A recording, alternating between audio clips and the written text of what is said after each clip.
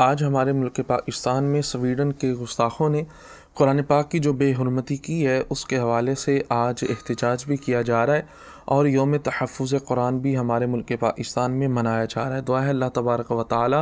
قرآن پاک کی گستاخی جنہوں نے کی، اللہ تبارک و تعالی ان کو نیست و نابود فرمائے، ان کو تباہ و برباد فرمائے۔ اور آج 18 ذی الحج ہے، چونکہ آج مسلمانوں کے تیسرے خلیفہ کامل الحیاء والایمان جامع القرآن حضرت سیدنا عثمان ابن عفان ذو النورین رضی اللہ تعالی عنہ کا یوم شہادت بھی ہے۔ آپ کا ایک لقب چونکہ جامع القرآن بھی ہے، آپ نے قرآن کو جمع فرمایا ایک نسخے کے اندر اور اس کی متعدد کاپیاں مختلف ممالک کے اندر آپ نے ارسال فرمائیں جو لغت قریش پر قرآن تھا۔ اس کے علاوہ جتنے بھی صحائف تھے جس کے اندر منسوخ شدہ آیات بھی تھیں اور قرات شاذہ بھی اس کے اندر موجود تھی، تو آپ نے صحابہ کرام علیہم رضوان کے مشورہ سے ان کو طلب فرمانے کا حکم دیا۔ اب یہاں روافظ کی طرف سے یہ اعتراض کیا جاتا ہے کہ سویڈن والے قرآن پاک کی بے حرمتی یا گستاخی کریں یا معاذ اللہ اس کو جلائیں تو سارا ملک، سارے مسلمان احتجاج کرتے ہیں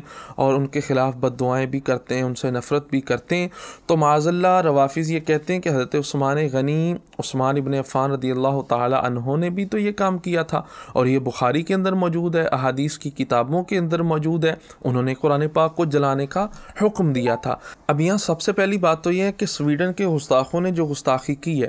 وہ کیا سمجھتے ہیں کہ قرآن پاک کی بے حرمتی کر کے معاذ اللہ وہ قرآن کو جھوٹا ثابت کر دیں گے یا اسلام اور مسلمانوں کو جھوٹا ثابت کر دیں گے؟ ایسا نہیں ہو سکتا، یہ تمہاری شکست کا، تمہاری ناکامی کا منہ بولتا ثبوت ہے۔ ہمارے رب نے تو قرآن کے اندر یہ چیلنج دیا ہے کہ اگر تم یہ سمجھتے ہو قرآن اللہ کا کلام نہیں ہے یا اللہ کی طرف سے نہیں ہے تو فَأْتُوا بِسُورَةٍ مِّن مِّثْلِهِ وَادْعُوا شُهَدَاءَكُم مِّن دُونِ اللَّهِ إِن كُنتُمْ صَادِقِينَ، اگر تم سچے ہو تو قرآن جیسی ایک صورت لے آؤ۔ تو تم قرآن جیسی 1450 سال سے چیلنج ہے، آج تک ایک آیت بھی نہیں لا سکے، اور تم جب ناکام ہو گئے، نامراد ہو گئے، تو تم یہ سمجھتے ہو کہ قرآن کو معاذ اللہ جلا کے گستاخی کر کے تم قرآن کو ختم کر دو گے۔ نہیں، یہ تمہاری خام خیالی ہے۔ اللہ تبارک و تعالیٰ نے خود قرآن کی حفاظت کا ذمہ اپنے ذمہ کرم پر لیا ہے۔ اِنَّا نَحْنُ نَزَّلْنَا الذِّكْرَ وَإِنَّا لَهُ لَحَافِظُونَ، رب خود حفاظت فرمانے والا ہے۔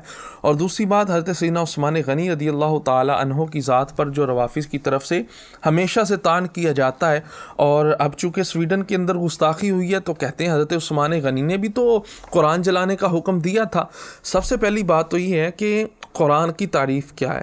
قرآن کہتے کس کو ہیں؟ اب کوئی بھی اسلامی کتاب ہے، اب کوئی آپ اسلامی کتاب اٹھا لیں،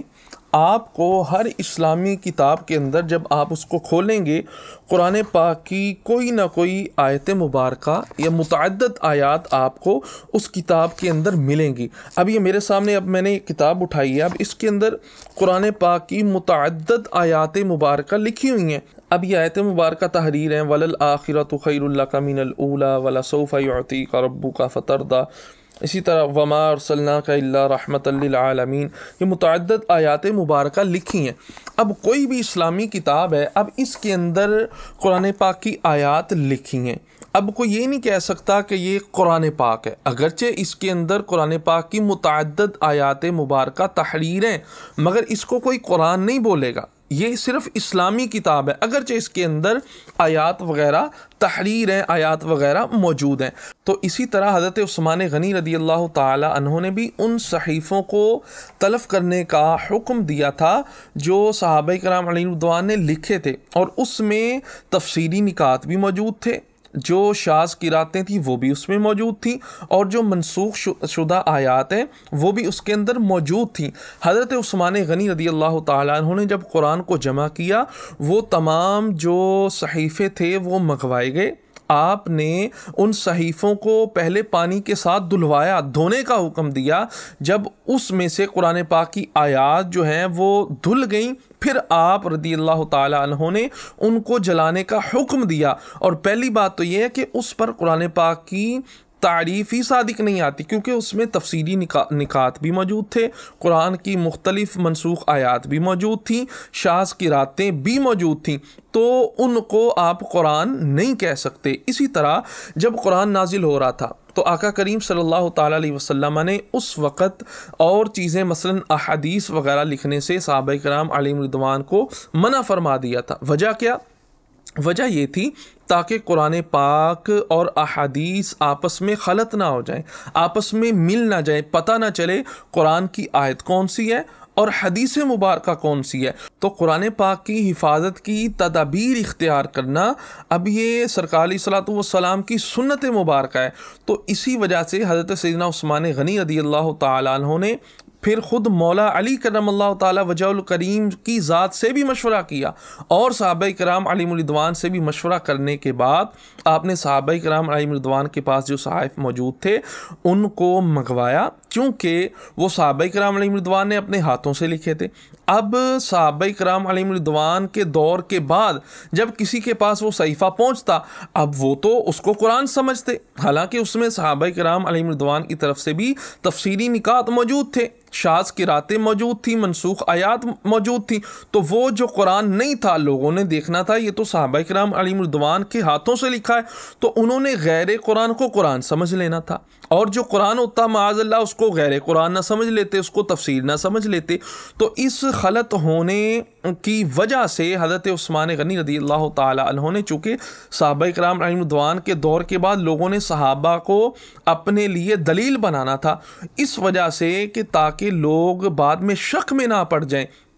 آپ رضی اللہ تعالیٰ عنہ نے جو صحائف تھے ان کو منگوایا، ان کو دھلوا کے پھر جب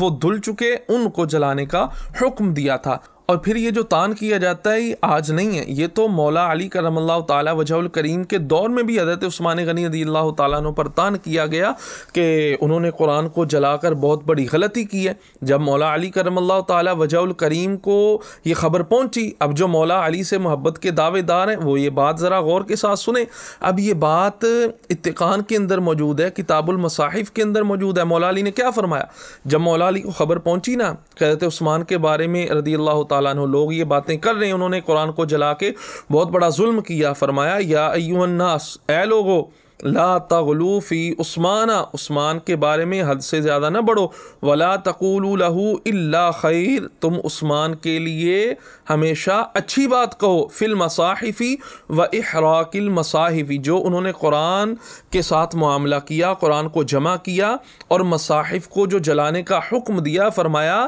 ہمارے مشورے سے کیا۔ یہ مولا علی کا قول موجود ہے کتاب المصاحف کے اندر۔ امام ابو داؤد سجستانی نے آگے اس بات کا بھی ذکر کیا، فرمایا مولا علی نے فرمایا اگر میں اس وقت حاکم ہوتا تو میں بھی وہی کام کرتا جو حضرت عثمان ابن عفان رضی اللہ تعالی عنہ نے کیا۔ قصہ مختصر یہ ہے کہ یہ تو حضرت عثمان غنی رضی اللہ تعالی عنہ کا ایک بہترین وصف ہے کہ آپ نے قرآن کو غلط ہونے سے بچایا، قرآن کو جمع کیا، آپ جامع القرآن ہے، قرآن کی حفاظت کی آپ نے تدابیر اختیار کی، نہ کہ معاذ اللہ آپ نے بے ادبی کی نیت سے ان صحائف کو جلایا، بلکہ یہ بات روایتوں کے اندر موجود ہے پہلے ان کو صاف کیا گیا، پانی کے ساتھ دھویا گیا، اس کے بعد ان جو کاغذات وغیرہ تھے ان کو جلانے کا حکم دیا۔ تو یہ حضرت سیدنا عثمان غنی رضی اللہ تعالی عنہ پر جو روافض کی طرف سے تان کیا جاتا ہے، اس تان کی کوئی حقیقت نہیں ہے۔ اللہ تبارک و تعالی ہمیں قرآن سے محبت عطا فرمائے۔